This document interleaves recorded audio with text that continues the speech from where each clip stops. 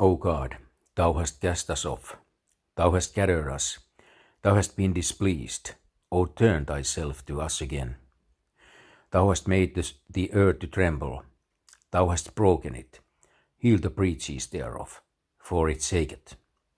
Thou hast shewed thy people hard things, thou hast made us to drink the wine of astonishment. Thou hast given a banner to them that fear thee, that it may be displayed because of the truth, Selah. That thy beloved may be delivered, save with thy right hand, and hear me. This psalm is an enigma for several verses 6 to 8, and although we can bluff our way through, as all the commentators before us, we will not kid ourselves into thinking that we know the doctrinal content of those verses. The psalm is upon Shushanedut, which implies the lilies, the testimony of the lilies, or the testimony. Bullinger connects it with the Passover as celebrated in Numbers chapter 9. It's called an instruction as to a spring festival. Trying to find a spring festival in verses 1 to 3 is like looking an atom on the backside of Venus. 3 other psalms bear this title, Psalms 45, 69 and 80. Of these, Psalm 45 is the clearest indicator of any kind of festivities in the spring or any lilies.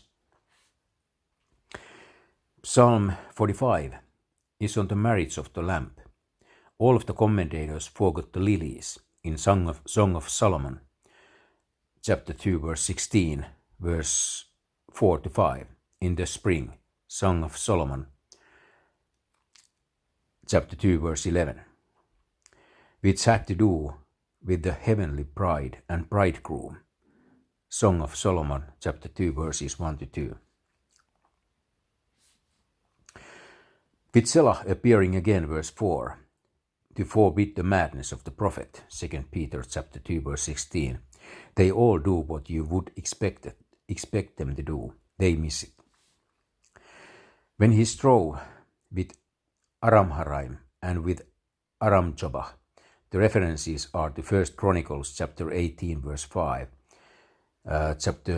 and verse 12, and 2 Samuel chapter 8, verse 13, and 1 Kings chapter 11, verses 15 to 16. David's 22,000 were in Syrian campaign. Joab's 12,000 were after the campaign under David, and Abishai 18,000. The critics are not to be taken seriously in such matters. O God, thou hast cast us off. See Psalm chapter 44, verse 9, and verse 2 lands right down in the tribulation where the people that do know their God are doing valiant deeds as the Maccabees had done. See Daniel chapter 11, verse 32, and are getting killed right and left. Daniel chapter 11, verse 33. This is the time of Jacob's trouble. Jeremiah chapter 30, verse 7.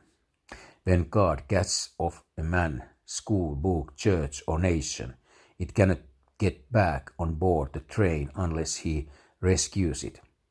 When he casts something off, he turns his back on the discarded object. Hard things, verse 3, are things that are hard to understand, or accept, or believe, or hard to put up with, or hard to be thankful for, or hard to forget. Compare verse 2 with Isaiah chapter 2, verse 19, chapter 13, verse 13. Thou hast given a banner to them that fear thee. Verse 4. This is the standard of Isaiah, chapter 49, verse 22, chapter 59, verse 19, and the ensign of Isaiah, chapter 11, verse 10, chapter 5, verse 26, chapter 11, verse 12, chapter 18, verse 13, and Zechariah, chapter 9, verse 16. The name of this banner in the Song of Solomon, chapter 2, verse 4, is love. The spiritual lesson is that the love of God should be displayed and demonstrated. See 2 John chapter 5 to 6. No one has the banner located for certain, and Hengstenberg makes a good spiritual quest by calling it salvation, so-called, personified in the actual brazen serpent on the pole. Most commentators spiritualize it as a victory or assurance of victory. One makes it a reference to a standard captured from the Syrians. You get into bad trouble when you finish applying that thought, for the thought was that the banner should be displayed, that thy beloved may be delivered. Verse 5. As well as that it may be displayed.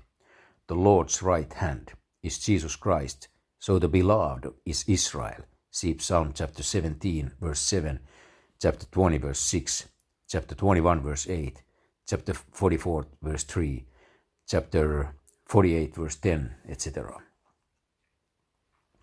Unable to do anything but talk in tongues, the many champions for Christ